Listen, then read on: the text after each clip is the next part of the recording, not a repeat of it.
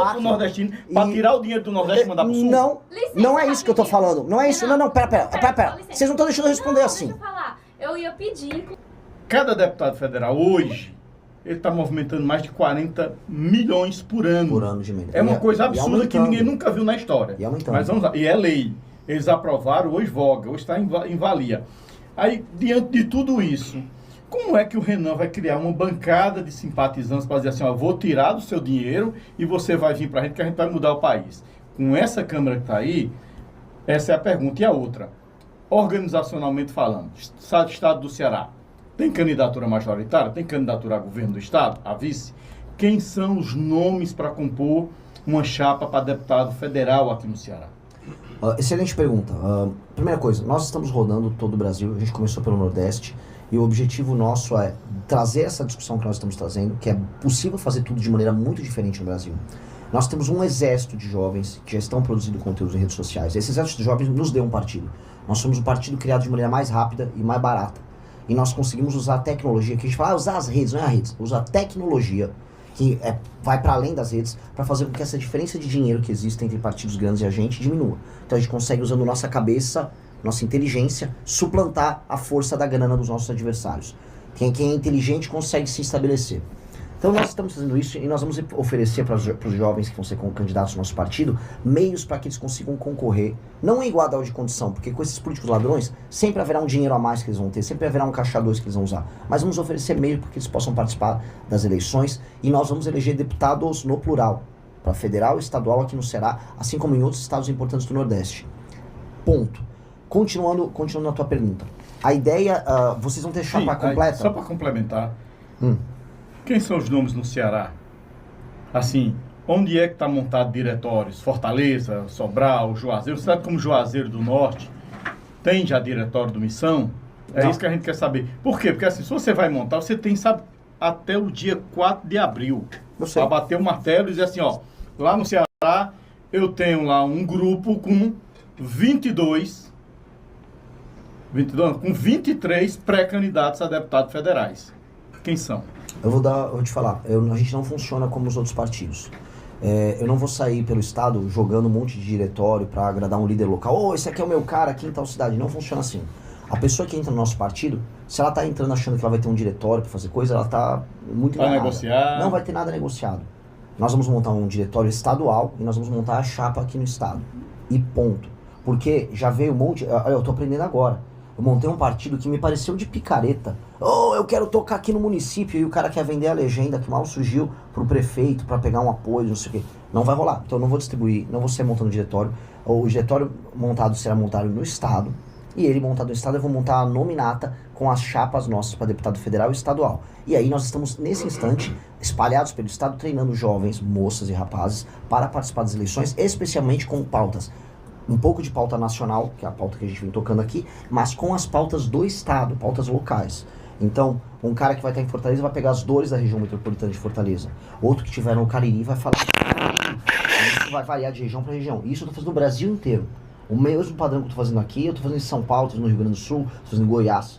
Porque é o padrão de eu criar políticos reais, que falam da vida local e da vida nacional. E as coisas, elas têm que fazer sentido de uma ponta a outra. E jovens, até que ano? Até que idade? Não tem um limite, eu posso pegar um jovem de 55 anos. A maior parte é jovem... Renan é jovem com 41? Pô, eu sou da geração Z, eu tenho 41, mas me sinto um rapaz de 25. Entendeu? Por quê? Porque o espírito é jovem.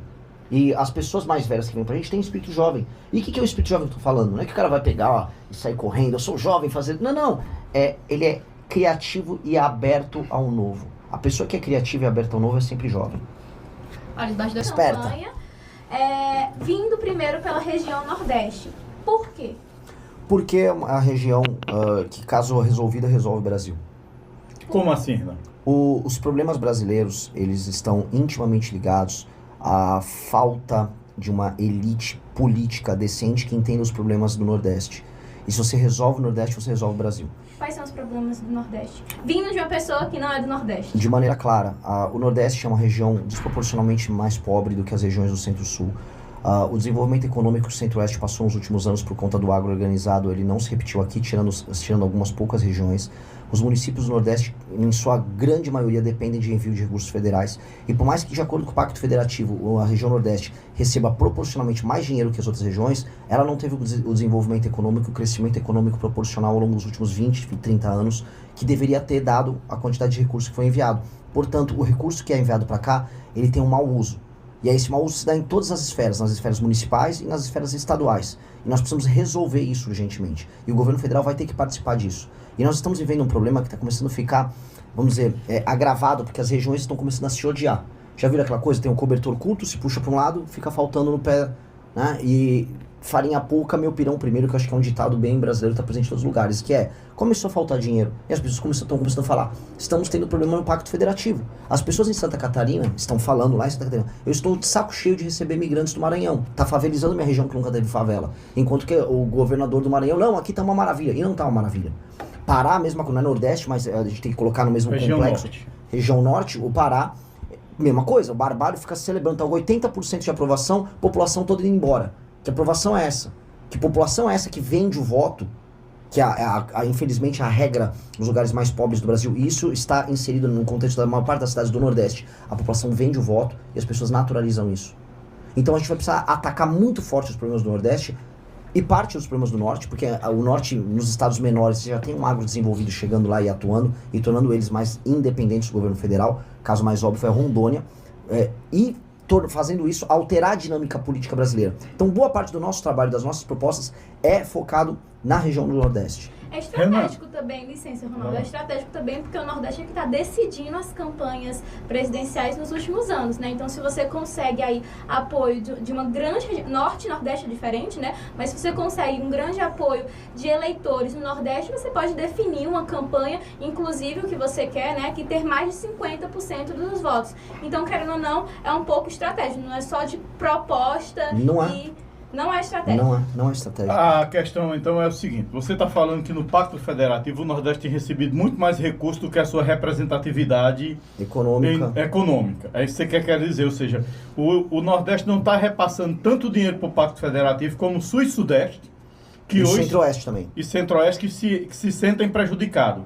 Mas durante a história brasileira, durante a vida do Brasil todo, essas regiões foram industrializadas, essas regiões é diferente do semiárido, é regiões que chove, que é boa para a agricultura, sempre foi, tem incentivo de tudo quanto é monta, 700 e poucos bilhões só para o agronegócio, né? E esse agronegócio está onde? Está no Sul, Sudeste e Centro-Oeste, amigo. Não está no Nordeste, porque o Nordeste é agricultura de subsistência. O Nordeste falta água, Renan. Renan só sabe o que é abrir um pote e não ter uma gota d'água e o cabo ter que andar 2, 3 léguas para pegar um balde d'água. Quem passou sede, Renan. Só sabe o que é não ter o que comer quem passou fome. Quem não passou não sabe. Aí, às vezes o cara chega lá do Sul, não estou falando que é você, jamais, perdão. Aí diz assim, o povo do Nordeste não sabe escolher. O Nordeste... Amigo, o povo sabe onde é que está chegando no... Então tá maravilhoso, então. Não é isso. Então acho que a gente vai deixar como tá. A tendência é para melhorar. O que a gente quer? A gente quer melhorar. Não é. Renan. Não é. Se fosse Renan, isso, desculpa. Se fosse isso, aqui uma coisa. Relativamente, a região Nordeste tinha aumentado a participação dela no PIB e não aumentou. Deixa eu explicar para todo mundo que tá assistindo. Se eu seguisse essa lógica, que é uma lógica vitimista que o senhor está colocando. Não. É vitimista, porque, olha só, você está tirando mérito... Porque o Nordeste está sendo industrializado. Não está sendo industrializado. Não está. As estatísticas não vão nessa linha. Infelizmente não vão nessa linha. Isso o senhor só está comprando uma espécie de um orgulho, que é um orgulho, não... Olha só, nós fomos prejudicados no passado. Não foram prejudicados no passado. Sempre. E se houve prejuízo... Olha só, e se houve prejuízo no Nordeste no passado, houve prejuízos pontuais. Mas historicamente, vou pegar da República do Café com Leite pra cá, o Brasil é um país em que as oligarquias mandam e as oligarquias tocam o seu poder e as oligarquias tocam os seus projetos. A gente já teve Minas Gerais mandando, a gente já teve São Paulo mandando. São Paulo foi muito importante dentro do Pacto Federativo na República do Café com Leite. Depois São Paulo foi prejudicado pelo pacto, pela República do Vargas em diante. São Paulo teve interventor em São Paulo tocando. Teve a revolta de 32 por conta disso. E nunca mais voltou à presidência. E nunca mais voltou à presidência. E São Paulo, mesmo assim, se desenvolveu muito mais do que os outros. Porque você aí está tirando mérito das pessoas de São Paulo, das pessoas da região sul, que chegaram pobres, imigrantes no começo do século XX e se construíram. E aí esse discurso parece assim, que essa galera lá do Sul foi ajudada e cresceu, o que é mentira. O que é muito mentira. Isso é injusto, inclusive, com os nordestinos que saíram daqui e migraram pra lá. Eu acho isso muito... É um discurso, o senhor me desculpa, coitadista. E um discurso que diz respeito às outras pessoas. A questão é, o arranjo político, social e econômico do Centro-Sul deu mais certo do que o daqui. Ponto. E deu mais certo ao longo do tempo do que o daqui. E muito dinheiro veio pra cá. Vou dar um exemplo. Quando o Lula entrou, o Lula botou mais dinheiro em Pernambuco, em Goiás ou Santa Catarina? Eu vou lhe perguntar o seguinte. Não, pera, tô fazendo uma pergunta. Eu já vou responder pro senhor. Eu vou só lhe dizer uma coisa aqui. Hoje, quais foram os 3 estados que mais receberam dinheiro do PAC? Você se lembra? Do dinheiro do PAC? Não sei. Agora, esse PAC novo qual do Lula. foi? Sabe qual foi? Manda. São Paulo, Rio de Janeiro e Minas Gerais. Agora, qual o estado que mais deve? Agora, vamos lá, mas muda. Quais são os estados em termos proporcional que receberam mais dinheiro do Pacto Federativo? Proporcional. Porque São Paulo tem a maior população e o São Paulo tem o maior PIB. Então, naturalmente, ele vai receber. Por exemplo, qual é a cidade que tem mais... economia, exato, então proporcionalmente... Mas a gente está numa federação e a federação tem Mas as coisas não são proporcionais. Mas não vai ser proporcional. Mas assim, olha só, eu nem nem acho... Não vai ser proporcional, porque se for proporcional, não vai ter equilíbrio. Mas, pelo amor de Deus, o que eu tô querendo dizer é que você não vai justificar... Você está dizendo o seguinte, você não vai justificar pelo PAC... nordestino para tirar o dinheiro do Nordeste... Pera, vocês não estão deixando eu responder assim. Deixa eu falar. Eu ia pedir, inclusive, pro Ronaldo deixar o Renan terminar de falar. E aí a gente termina de falar. Renan, você pode falar. Sim. Eu vou, assim, primeira coisa, existe uma confusão... Então, perfeito. Existe uma confusão conceitual aqui. Proporcionalmente, como São Paulo tem uma economia maior e um PIB maior, naturalmente ele vai ter números absolutos maiores. Por exemplo, São Paulo capital... Existe uma coisa que chama razão e proporção. Uhum. Então, São Paulo, capital, tem mais gente em números absolutos recebendo o Bolsa Família. Mas proporcionalmente, menos. Entendeu? Porque é uma cidade muito grande. Então, as razões e proporções contam. Dito isso, eu nem acho que deveria ser o Estado a receber mais PAC. Não é que eu tenho concordância com isso. Agora, os números do Pacto Federativo e os números de investimento do governo federal, especialmente nos anos do governo Lula 1 e 2, vão nessa linha. O governo Lula investiu muito mais em Pernambuco do que em Santa Catarina e em Goiás. Quem cresceu mais? Quem cresceu mais? Eu acho que Santa Catarina e Goiás. Por quê? Por quê? Porque já tinha todo um astro, já tinha toda uma infraestrutura, já tem as condições geográficas que facilita, Renan. Por favor, pelo amor de Deus. Santa Catarina não tem rodovia. Santa Catarina tem saneamento básico baixíssimo. Santa Catarina não tem rodovia. Você sabia que se for escoar a produção industrial lá de Blumenau, lá pro Vale do Itajaí, tem uma estrada de uma mão só. Mas eu tenho que saber que eu sou candidato a presidente de um país inteiro. E o que eu tô falando é o seguinte. Sim. Vou deixar muito claro, para não vir o maldito discurso coitadista que tem daqui. Eu quero... Tem porque se conversa é coitadista. O que eu tô falando é, eu quero o Nordeste rico e desenvolvido. Só que não vai ser dando grana na mão de oligarca vagabundo que tem aqui no Nordeste, para eles fazerem malversação desse dinheiro, que vou resolver. Porque não tá funcionando, eu tô falando que não tá funcionando. E sabe quem também acha que não tá funcionando? As pessoas estão indo embora do Nordeste para os outros lugares do Brasil. O único lugar que recebe imigrante do Nordeste é a Paraíba. Maiormente João Pessoa. Os outros lugares o pessoal tá indo embora. Então se tivesse funcionando isso, as pessoas estavam ficando. Esse é o exemplo mais óbvio. E o dinheiro, o Maranhão proporcionalmente recebe, é o segundo estado mais a receber dinheiro da Federação do Pacto Federativo. As pessoas estão ficando indo embora do Maranhão. Elas estão indo embora do Maranhão. E as pessoas saindo do Nordeste, indo pro Pará, estão indo embora do Pará. Então, o dinheiro na mão dessa classe política corrupta está fazendo mal para as pessoas do Nordeste. Os prefeitos das cidades aqui, eu vou dar um exemplo pro senhor. Mais de 80% das cidades no Nordeste, 70% e 80%, eu vou ter que, talvez peque pela imprecisão aqui, mas é um número nesse espaço. Os municípios vivem de dinheiro do Pacto Federativo. Eles vivem de dinheiro que é repasse federal. O IDH dos municípios não melhora, ou seja, a cidade continua uma droga, só que o dinheiro continua fluindo. Tem que manter como tá? Ah, não, porque um dia a gente pode ter sido... Vamos pegar se o argumento do nosso amigo fosse verdadeiro. Se um dia houve, né, vamos deixar o Nordeste para trás, dane-se o Nordeste, e vamos só investir em São Paulo, para deixar a paulista rico. O método alternativo que nós estamos vivendo com o novo Pacto Federativo, de 88 para cá, não funcionou. Porque o Nordeste não está recuperando a diferença. Então tem que fazer outra coisa. O que eu estou propondo é fazer outra coisa. E eu quero discutir fazer outra coisa. Agora, fazer o que está fazendo agora está muito ruim para o Nordeste e está muito ruim para os outros estados. E a gente vai precisar resolver isso. Olha, inclusive você está falando sobre suas propostas. Isso aqui são suas propostas. O senhor, inclusive, afirmou que caso caso seja eleito, pretende, estamos falando sobre municípios, cidades, pretende fundir municípios pequenos que não conseguem se sustentar e até nomear interventores federais nos casos que considerar problemático. Mas, ao mesmo tempo, a gente percebe, inclusive, um levantamento recente, né, que há um movimento no sentido oposto de fundir os municípios. Um levantamento recente mostrou que mais de 700 distritos no Brasil querem se emancipar, alegando que arrecadam e não recebem investimentos proporcionais dos municípios a quais pertencem. Caso o Renan ele seja, né, eleito futuramente, justifica defender a redução da autonomia municipal, confusões e possíveis intervenções federais, tendo em vista que no momento atual a população está reivindicando justamente mais a autonomia local. E aí eu queria que você explicasse inicialmente essa proposta de fundir municípios e esse contrapartido desse levantamento que eu trouxe aqui. Eu já vi esse movimento que existe de querer abrir municípios novos, e isso é uma loucura. As pessoas estão chapadas, as pessoas estão malucas. E não exatamente o povo, porque o povo não quer um município, o povo quer resolução dos seus problemas. Só que quem quer novos municípios são as elites políticas locais. Existe uma coisa que é a elite política majoritária e elite política dissidente. Isso existe classicamente em ciências políticas. A elite política dissidente, ou ela derrota a elite de uma cidade e ela chega ao poder, que é a famosa oposição versus situação, ou ela se emancipa e vira elite, por exemplo, de um determinado bairro, de uma região que vira uma cidade. Pois bem, eu não sou contra uma emancipação quando dois critérios são obedecidos. Claramente aquela comunidade que está se emancipando, ela é autossustentável. Ou seja, aquele município tem dinheiro para se bancar, tem arrecadação e tal, portanto, eles têm dinheiro para brincar de jogo democrático. E 2, quando culturalmente eles têm uma diferença, eles têm características geográficas ou culturais que façam haver esse apartamento. Onde acontece isso com muita facilidade são nos Estados Unidos da América. Você tem os condados, você tem as cidades, você consegue fazer uma separação para ter uma cidade de 1000 habitantes lá. Mas ela se banca. Ela se banca.